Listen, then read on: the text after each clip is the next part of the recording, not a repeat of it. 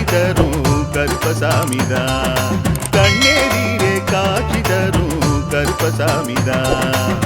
புளியரை நீங்க வாங்க சந்ததி தழைக்கும், புண்ணியத்தை வாங்கிட்டு போங்க நிம்மதி பிறக்கும். புளியரை நீங்க வாங்க சந்ததி தழைக்கும், புண்ணியத்தை வாங்கிட்டு போங்க நிம்மதி பிறக்கும். வெள்ளை குதிரை ஏறி வரும் கருப்பசாமிதான், வெற்றி மாலை சூடி வரும் கருப்பசாமிதான்.